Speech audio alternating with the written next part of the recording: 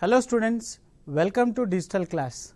Today we are going to discuss about an exciting topic, new kings and kingdoms. In the previous session we learnt part 1 of this lesson. Today in this session we learn about part 2 of this lesson. In the part 1 already we discussed about new dynasties emerged between 7th century and 12th century, that were Gurjara Pratiharas, Rashtrakutas, Palas, Chahmanas, and we learned their administration, their prashastis, achievements of Nagabhatta. We learned about Chahmanas, Prithviraja Chauhan, and finally we learned the foreign invasions by Sultan Muhammad Ghori and Sultan Muhammad Ghazni. Today I am going to excite you with part 2 of this lesson, discussing about the Cholas. Cholas were the pride of South India. They settled and emerged on the banks of Kaveri and present day of Tamil Nadu. We learn about their administration, how they divided their kingdom and ruled. We discuss about their splendid temples and bronze sculpture. We discuss their powerful rulers like Vijayalaya, Rajendra I, Rajaraja I. Finally, we discuss how they distributed their land among the people in the villages, what were they called, and according to the Peripuranam 12th century Tamil work, how their villages looked like. If you are ready, children, let us start. As already told you, in the part 1 we discussed new dynasties emerged between 7th to 12th century. Gurjara Pratiharas, Rashtrakutas, Palas and Chauhans, prashastis and land grants, the achievements of Nagabhatta, what was given with the land, administration in the kingdoms, warfare for wealth, Muhammad Ghazni, Chahmanas, who were also called as Chauhans, Sultan Muhammad Ghori. In the part 2 in this session we are going to learn about the Cholas, their establishment from Urayur to Tanjavur. We learn about their splendid temples and bronze sculpture. Their agriculture and irrigation were the examples to other nations. The administration of the empire. After the completion of this session, you will be able to learn about, describe the greatness of the Cholas, locate the Cholas Empire in the outline map of India, know how the Cholas established their kingdom around the Kaveri Delta, praise the splendid temples and bronze sculptures of Cholas, reflect on agriculture and irrigation facilities provided to encourage cropping in Kaveri Delta, collect more information about the administration of the empire and compare mandalams, valanadus and nadus with that of present day districts, mandals and villages. Analyze the types of lands in the Chola Empire. Know in a broad way the qualifications required to be a member of Sabha. Enjoy the description of a village according to Peripuranam. Students, let us get into the core topic of the Cholas. Cholas, who were powerful dynasty, established their kingdom on the banks of river Kaveri in south part of India. One of the most powerful kingdoms in South India, ruled by powerful kings, emerged as powerful empire. It was developed around Kaveri river. Yeah, this is the map of India, especially south part of India. You can see Cholas here established their kingdom. They extended till present day of Telangana near Odisha. Yeah, this is Urayur to Tanjavur. From Urayur to Tanjavur, a major chiefly family known as the Muttarayar held power in the Kaveri delta. Let us understand what is delta. Delta is nothing but a river before joining the sea creates some silt and sand depositing on the banks of river. That area is known as delta. Here the Cholas established themselves on the banks of Kaveri delta. They were subordinates to the Pallava kings of Kanchipuram. Vijayalaya, who belonged to the ancient chiefly family of the Cholas from Urayur, captured the delta from the Muttarayar in the middle of the 9th century. Let us see some of the famous kings who ruled Cholas in 9th century. Vijayalaya, the founder, Rajaraja I, Rajendra I. Vijayalaya. This is the sketch image of Vijayalaya. He is the founder of Chola dynasty and he built the town of Tanjavur and a temple for goddess Nishumba Shuddhini there.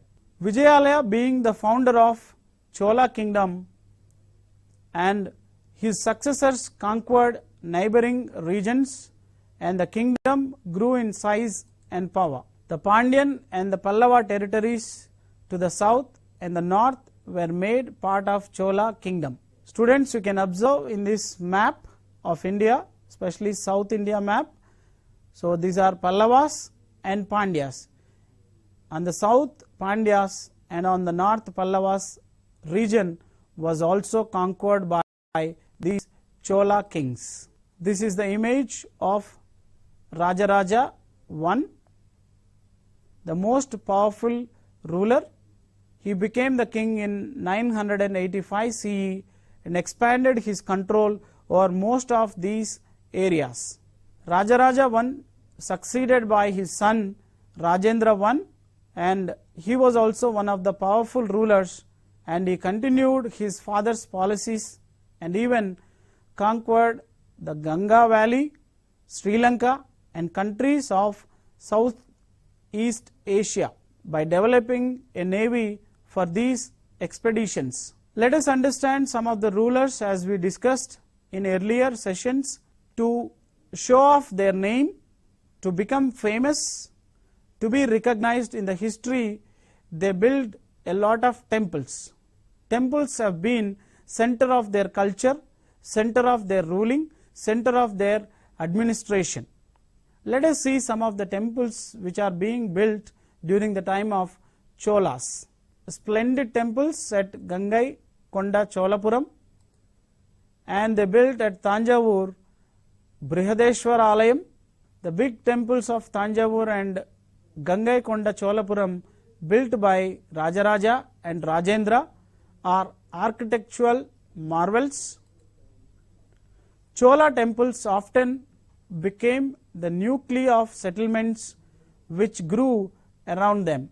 They were also the centers of craft production. Temples were also endowed with land by rulers as well as by others.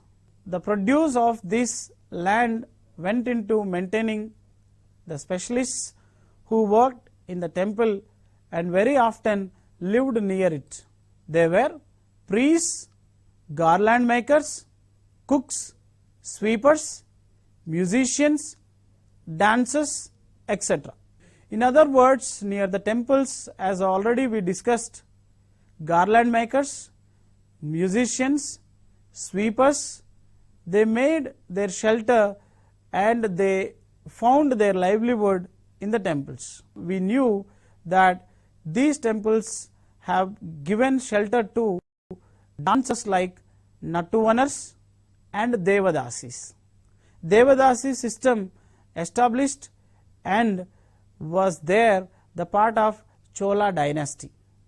they depended on temples. Temples were not only places of worship but also the hub of economic, social and cultural life as well.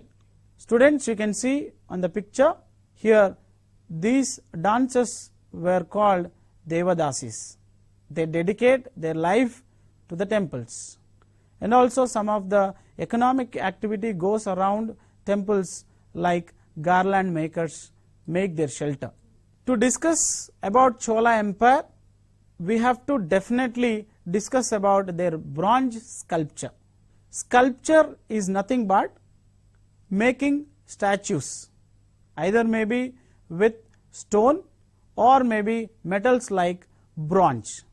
These Chola dynasty bronze metals were world famous. These sculptures of Chola dynasty were very famous in the world. Let us see some of the images made with the bronze sculpture. This is the god Ganesha. This is maybe the image of a king. The making of bronze images was the most distinctive. Chola bronze images are considered to be the finest in the world. Most of the images were deities. Some images of devotees were made as well. Let us calculate, or let us imagine a nation develops with agriculture. Especially in olden days, Chola dynasty became so powerful with the help of agriculture. They gave importance to agriculture by giving irrigation facilities to the farmers. That's how agriculture was very important in making the Chola dynasty as powerful as any other dynasties. Many of the achievements of the Chola were made possible through new developments in agriculture. The Kaveri branches off into several small streams before emptying into the Bay of Bengal. That's how, as you can see in the image, children, this image shows blue lines are of Kaveri river. As we understood, before entering into the Bay of Bengal, it branches itself into many. Between these branches, the silt is deposited, turned into a fertile delta. These streams overflow frequently, depositing fertile soil on their banks. Water from the streams also provide the necessary moisture for agriculture, particularly cultivation of rice. Forests had to be cleared, land had to be leveled, embankments had to be built to avoid floods. Irrigation facilities were given to the farmers in the time of Cholas by building these kind of tanks and sluices, getting channels for the waters get into fields. Some reservoirs also have been built by Cholas. A variety of methods were used for irrigation. In some places you see tanks were dug, canals were constructed, and in other places you can see a big wells were dug to facilitate irrigation to the farmers, so that out of their produce resources were developed for a king to make his temples, to make his forts and get huge military strength. In some areas wells were dug, in other places huge tanks were constructed to collect rainwater. Most of the new rulers as well as people living in the villages took an active interest in these activities. Let us understand the administration of the empire. The Cholas empire is very famous for their administration, because if you observe, their kingdom was divided into so many administration blocks. You would wonder the present day division of these administration may be reflecting the Cholas empire's administration. What were their divisions? Let us see. The king had a council of ministers to help him. He had a strong army and navy. The empire was divided into mandalams or provinces, valanadus and nadus. Chola Empire's terminology, they call Uru is nothing but settlements of peasants. The group of such villages formed large units, nothing but Nadu. Nadu is maintained by the village council, dispersing justice and collecting taxes. Vallala caste, the rich peasants exercised control over the Nadus. The Chola kings gave some rich landowners titles like Muvendavalan, a peasant serving 3 kings, Arayar, who is also known as chief, and Nagarams, an association of traders, occasionally performed administrative functions in towns. Types of lands. As already in the previous session we discussed, land grants were given to Brahmins as a gift. Here in this session also we learn, in the Cholas dynasty we found different kinds of lands were given to different kinds of purposes, maybe to school, to the grant to the temples, to the priests, etc. Let us see some of the land grants and their names which were existed during the time of Cholas. Valan Vagai, land gifted to non-Brahmin properties. Brahmadeya, land gifted to Brahmins. Shalaboga, land for the maintenance of a school.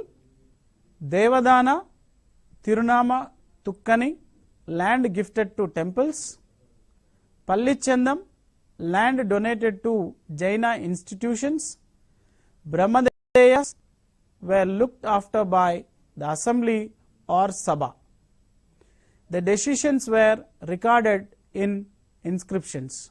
The selection of the member of a Sabha. Students, what do you mean by Sabha? Sabha is nothing but an assembly or administrative unit like our Gram Panchayat, having number of committees to perform the works based on given to that people. The selection of member of a Sabha is unique in Chola dynasty. Especially you see the members of Sabha were written on the thatched sheet and they were folded and put on a wooden or earthen pot, so that one boy is called and took out according to which they belong to the committee. That's how the members of Sabha divided into number of committees. The inscriptions from Uttaramayur in Chengalpattu district, Tamil Nadu, were given here. You can see on the walls of the temples, you can see inscriptions. These are written in Tamil. The Sabha had a separate committees to look after irrigation works, gardens, temples, etc. The names of those committees were written on a small tickets of palm leaf.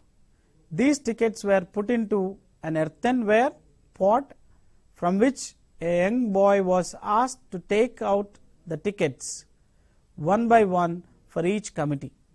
Who would be a member of a Sabha? There are some qualifications required.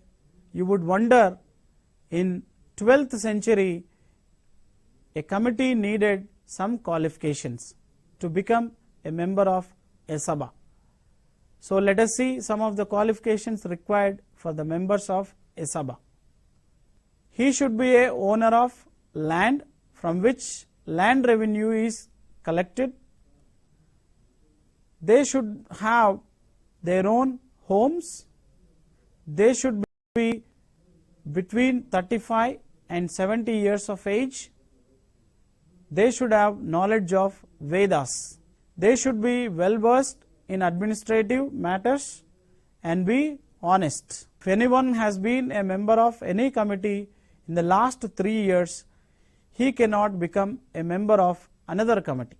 Anyone who has not submitted his accounts, including details of his relatives, cannot contest the elections. And also, along with inscriptions during the time of Cholas, we found the 12th century Tamil writing was known as the Periya Puranam. In that Periya Puranam, they mentioned about how ordinary people lived in those days. Their lifestyle, their culture, their simplicity is mentioned in the book called Periya Puranam. A 12th century Tamil work which informs us about the living lives of ordinary men and women. Yeah, you can see the cover page of Periya Puranam, which was written by Sekkizar. This is the image of Sekkizar. Let us see from Periya Puranam a beautiful description of a small village people. How did they live in their simplicity? On the outskirts of Adanur was a small hamlet of Pulayas, studded with small huts under old thatches and inhabited by agrarian labourers engaged in manual occupations. In the thresholds of the huts, covered with stripes of leather, little children who wore bracelets of black iron were prancing about carrying little puppies. In the shade of the Maruda Arjuna trees, a female labourer put her baby to sleep in a sheet of leather. There were mango trees from whose branches drums were hanging, and under the coconut palms in little hollows on the ground, tiny headed female dogs lay whelping. The red crested cocks crowed before dawn, calling the brownie Pulayas to their day's work, and by day, under the shade of Kanji tree, spread the voice of the wavy haired Pulaya women singing as they were husking paddy. Let us see some of the keywords, children. Sculpture, it is making images. Nadu, a village. Sabha, an assembly of members in a village. Inscriptions, writings on the stones or metals about the kings and their culture and tradition. Periya Puranam, 12th century Tamil work. A small activity. Land of non-Brahmins proprietors is called Brahmadeya, Velanvagai, Shalaboga, Devadana. One of the following statements is not true in case of eligibility to be a member of Asaba. They should have their own homes. They should have been between 30 and 70 years of age. They should have the knowledge of the Vedas. They should be well versed in administrative matters and be honest. Based on what we have learned so far in this session, students, let us have some questions. What were the activities associated with Chola temples? Read the paragraph agriculture and irrigation and comment on them. For better understanding of the concepts, solve the worksheets. Please visit the official website of SCRT for worksheets. Well, students, we have come to the end of this session. As already you know, we learned the greatness of Cholas and their administration, agriculture, irrigation, and their establishment over the other regions.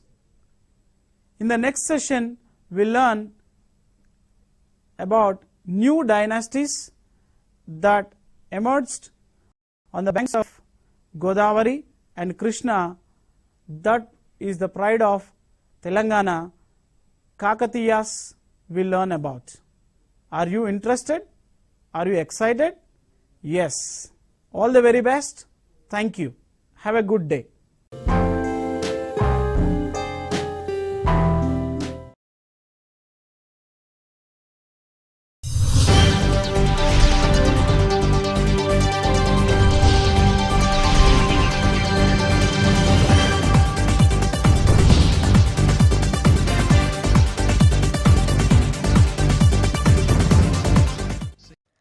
ఆహారం పాడవకుండా ఉంచడం ఆహార పరిరక్షణ ద్వారానే సాధ్యం. మనం ప్రతిరోజు ఎన్నో ఆహార పదార్థాలు వాడుతుంటాం. అవి కొన్ని రోజులుగా మన ఇంట్లోనే నిల్వ ఉంటున్నవి కావచ్చు. ఉదాహరణకు పప్పులు, ధాన్యాలు,